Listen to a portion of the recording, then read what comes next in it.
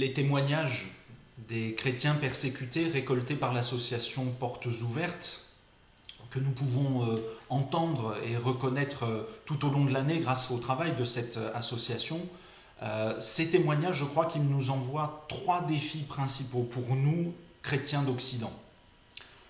Le premier de ces défis, c'est celui de la reconnaissance au quotidien. Il faut regarder vraiment les choses en face. Nous, ici, en France, nous ne sommes pas persécutés pour notre foi. Et je crois que c'est vraiment très important d'en reprendre clairement conscience. Il se trouve qu'il y a quelques jours, l'archevêque de Poitiers a écrit un texte qui va, je crois, complètement dans ce sens. Je vous en donne lecture rapidement.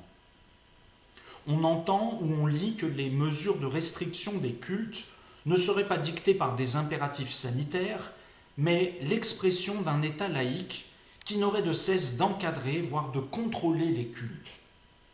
Même en dehors du confinement, certains aiment à dire les chrétiens sinon persécutés en France, mais au moins ne pouvant disposer d'une vraie liberté.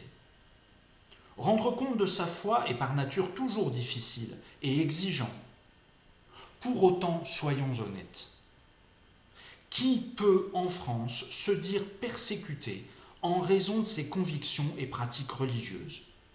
Fin de citation. À l'écoute donc des témoignages de ces chrétiens qui, eux, sont vraiment persécutés dans différents endroits du monde et qui souffrent pour leur foi des souffrances que je n'arrive pas à imaginer personnellement, je crois qu'il est vraiment nécessaire pour moi, dans ma vie ici, de faire continuellement monter à Dieu ma louange, ma reconnaissance, pour la liberté dont je bénéficie dans mon pays même, ici, en tant que chrétien. Cela m'aide d'ailleurs aussi à demeurer dans cette louange, même quand ça ne va pas pour moi ici, quand je rencontre des difficultés, que ce soit à cause de ma foi ou dans mon quotidien en général. Cette situation d'ailleurs souligne d'autant plus la gravité, la dureté des conditions de vie des chrétiens persécutés par leur foi. Et ça doit, je crois, développer pour nous une culture de la solidarité avec eux. Nous plonger, nous aussi, dans la communion pour ces frères qui souffrent pour leur foi. Il me semble ainsi essentiel de développer dans nos églises comme une sorte de culture de la louange, de culture de la reconnaissance, qui devrait irriguer constamment nos vies d'église. Faisons nôtre, jour après jour, dans notre quotidien, les premiers mots du psaume 46 que l'association Portes Ouvertes nous propose aujourd'hui de méditer. Dieu est pour nous un refuge et un appui, un secours toujours présent dans la détresse. L'Éternel, le Maître de l'univers, est avec nous. Le Dieu de Jacob est pour nous une forteresse. Alors il est peut-être nécessaire de clarifier un point ici, parce qu'il pourrait y avoir un malentendu qui serait tragique. Cette culture de la louange n'est pas liée au fait que nous nous considérerions, nous, comme supérieurs aux chrétiens qui souffrent un peu ailleurs dans le monde et que nous serions en fait plus méritants qu'eux qui subissent la persécution. Ou même à l'inverse, que ce soit eux qui soient bien meilleurs chrétiens que nous. Ça n'a rien à voir avec ces choses-là. Nous ne sommes pas, ni eux ni nous, à la place de Dieu pour nous juger les uns les autres. Nous ne pouvons pas prétendre connaître les tenants et les aboutissants de l'action de Dieu partout dans le monde. Mais l'orientation par la louange de nos vies toutes entières sera de nature à transformer nos existences, dans le sens d'un témoignage toujours plus fort rendu à notre Seigneur. Ça, c'était le premier défi, je crois, que nous devons relever aujourd'hui encore. Le deuxième, c'est celui de la prière. La prière pour les chrétiens persécutés, la prière pour nos autorités à nous et la prière pour nous-mêmes en fait. À chaque fois, cette prière ne doit avoir qu'un seul horizon, l'horizon de l'avancée du royaume de Dieu, partout sur cette terre. Parce que c'est pour ça que nous prions, c'est pour ça que Dieu nous a appelés à lui. Quand nous intercédons pour les chrétiens persécutés, nous ne prenons pas la défense des membres de notre parti pour lutter contre d'autres. Nous nous mettons en solidarité et nous demandons à Dieu d'intervenir pour ses serviteurs qui rendent témoignage à son royaume par la souffrance. Depuis le témoignage du livre des Actes des Apôtres, nous savons bien que Précisément, c'est souvent quand l'Église est en but à la persécution qu'elle peut grandir, que le royaume de Dieu se développe toujours davantage. Mais alors, il me faut faire, là encore, 3 précisions essentielles, il me semble, pour éviter des confusions, là encore, qui seraient dramatiques. La première d'entre elles, qui reste valable quelle que soit la situation de l'Église partout sur Terre, c'est que l'Église n'a pas à chercher son développement par elle-même et pour elle-même comme une fin en soi. Nous ne sommes pas là pour faire grandir l'Église. Nous sommes là pour faire grandir le royaume de Dieu. Que la parole du Seigneur touche de plus en plus de personnes. Non pas pour les adjoindre à notre institution, mais parce que c'est ce que Dieu veut. Entrer en relation avec tous les êtres humains pour leur donner à chacun la vie éternelle qui est promise en Jésus-Christ. Ça, c'est un premier point essentiel à toujours garder. Le deuxième, c'est que nous ne sommes jamais dans un marchandage avec Dieu. Pensons à ce que Jacques et Jean, les fils de Zébédée, sont venus demander à Jésus dans le passage de l'évangile de Matthieu que nous avons médité. Pour eux, ils étaient dans la logique quelque part d'une récompense. Et on pourrait estimer que les souffrances que des chrétiens subissent auront à un moment donné un retour sur investissement, si j'ose dire. Mais rappelons-nous ce que Jésus leur dit à tous les deux, ainsi qu'à leur mère. « Il ne m'appartient pas de dire qui sera à ma droite et à ma gauche. » Jésus lui-même n'est pas celui qui nous distribuera nos places dans le royaume, parce que ça n'est pas ça que nous cherchons lorsque nous vivons notre vie de chrétien et lorsque nous rendons témoignage. Nous ne sommes pas du tout dans cette logique-là. Le dernier élément, le dernier point qui me semble à souligner, c'est que, en conséquence de tout ça, un chrétien n'a jamais à chercher la mort. Ni d'ailleurs, ça va sans dire peut-être, mais il faut peut-être leur préciser, il n'a jamais à chercher à tuer qui que ce soit non plus pour persuader de la vérité de sa foi. Il doit, avant toute autre chose et seulement, demeurer témoin. C'est à cela que tous, où que nous soyons, nous sommes appelés. Témoigner de notre espérance en Christ, témoigner de l'espérance en Dieu que nous avons comme source de notre authentique sécurité. Rappelons-nous là encore le psaume 46 qui nous dit « Nous sommes sans crainte quand la terre est bouleversée, quand les montagnes sont ébranlées au cœur des mers et que les flots de la mer mugissent, éculent, se soulèvent jusqu'à faire trembler les montagnes. » Un premier axe donc de ce témoignage me semble être la paix qui doit habiter nos cœurs, même dans les situations les plus troublées que nous traversons en ce moment. Une paix qui doit nous amener à refuser de hurler avec les loups pour chercher des boucs émissaires aux problèmes que nous avons. Une paix qui doit nous empêcher de chercher des comportements trop faciles face aux situations délicates dans lesquelles nous sommes. Nous faire garder une réserve, nous faire garder toujours une ouverture aussi pour accueillir le malheur, même de ceux qui auraient pu s'opposer à nous à un autre moment. Une attitude donc qui toujours favorisera la paix entre nous tous. Nous prions ainsi pour les chrétiens persécutés. Mais il nous faut aussi prier comme ça pour nos gouvernants eux-mêmes. Quand nous le faisons, nous ne faisons pas d'abord une œuvre de citoyens de la République, de républicains. Non, nous demeurons avant tout des chrétiens. Des chrétiens qui demandent au Seigneur d'agir pour leurs gouvernants, afin que de plus en plus de personnes, tant dans les milieux du gouvernement qu'autour de nous, soient touchées dans leur cœur par le Seigneur. Ce même psaume 46 affirme en effet que quand les nations s'agitent, quand les royaumes sont ébranlés, Dieu fait entendre sa voix et la terre tombe en défaillance. C'est ainsi également à une confession au final de la souveraineté ultime de Dieu sur tous les pouvoirs et toutes les autorités que nous sommes appelés dans notre prière elle-même. Or, par ce témoignage rendu à la sécurité que nous éprouvons en Dieu, aussi bien qu'à sa souveraineté sur tout l'univers, nous pouvons alors, il faut en être conscient et le regarder lucidement, être en but à une certaine hostilité de la part de ceux à qui nous témoignons.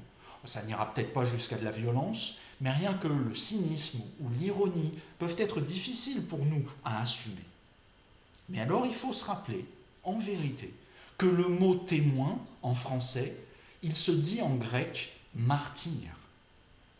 C'est ça que nous devons de toute façon chercher en étant prêts, non pas tout de suite à mourir, c'est pas ce que nous cherchons, mais en étant prêt à assumer aussi les difficultés, peut-être les souffrances que ce témoignage devra nous amener à assumer. Nous avons aussi évoqué la nécessité de la prière pour nous-mêmes. Il ne s'agit pas d'une question d'égoïsme par rapport à ça. Quand nous prions pour nous, sœurs et frères, nous ne cherchons pas à mettre Dieu à notre service, c'est précisément l'inverse qui doit se passer. C'est nous qui devons mieux le servir, toujours et davantage. La souveraineté que nous reconnaissons et la sécurité que Dieu nous donne, elles ne sont là que pour nous orienter toujours plus vers l'action en conséquence. Il ne s'agit pas d'oreillers de paresse sur lesquels se reposer en disant Seigneur, maintenant, viens faire ce que je veux. Oui, je suis ton serviteur, mais enfin, quand même, là, j'ai bien besoin de certaines choses. C'était exactement le problème de Jacques et Jean. C'est au service que nous sommes appelés, à la suite de notre Seigneur qui lui-même est venu dire à ses disciples qu'il était là pour servir et non pour être servi. Nous devons suivre nous-mêmes ce chemin-là, qui sera le chemin d'un témoignage renouvelé par nos églises. Notre activité principale, donc, en tant que chrétiens, c'est la prière.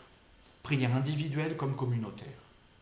Il faut bien prendre conscience qu'au regard des valeurs de notre monde, qui exigent tellement d'action, tellement de performance, tellement de production, tellement de visibilité, se dire tous les uns aux autres, nous allons prier, ça apparaît comme quelque chose de complètement absurde.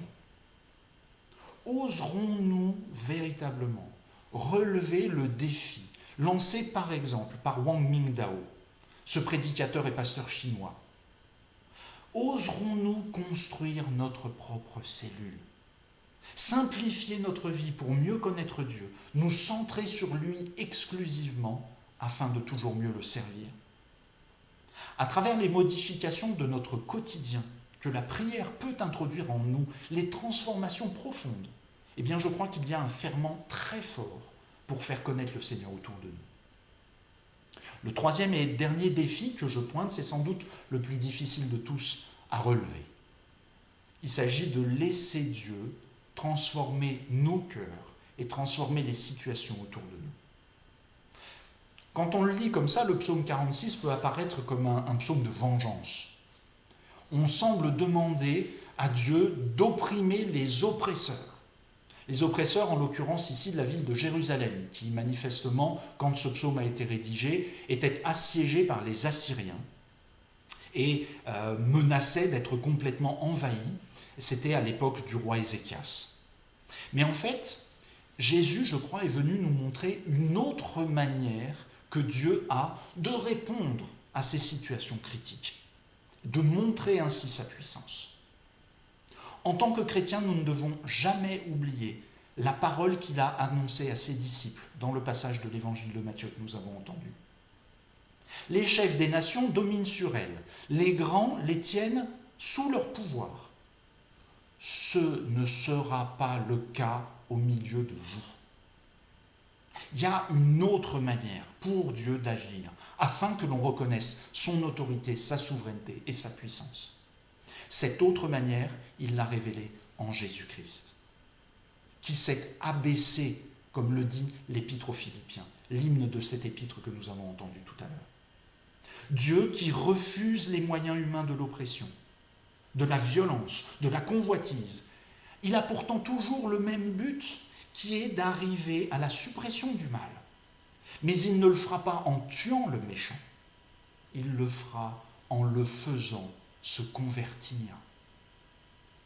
La repentance, c'est le moyen principal par lequel le Saint-Esprit de Dieu peut agir pour faire avancer son royaume. C'est pourquoi nous devons prier pour les chrétiens persécutés, un peu partout dans le monde, pour que par leur témoignage, toujours plus de personnes autour d'eux-mêmes se rendent compte de ce qu'ils vivent, soient touchés par le Seigneur et se convertissent. Et cette prière, elle doit aller même jusqu'à les bourreaux de nos frères chrétiens persécutés. Quand nous prions aussi pour notre État, pour nos gouvernants, nous demandons au Seigneur qu'il vienne toucher leur cœur à eux aussi. Nous demandons au Seigneur que, à travers la conversion et la repentance de toujours plus de personnes, les situations apparemment inextricables dans lesquelles nous sommes puissent trouver des solutions. Nous demandons au Seigneur d'ouvrir les cœurs de toujours plus de personnes pour se rendre compte que les voies du monde nous amènent forcément à l'impasse au bout du compte. Et quand nous prions finalement aussi pour nous, nous demandons au Seigneur de venir par son Saint-Esprit agir en nous pour nous pousser à la repentance pour nous-mêmes, pour nous rendre compte toujours davantage de ce que peut-être dans nos vies, il y a des choses qui ne vont pas, ne fonctionnent pas, en raison de notre obstination à nous.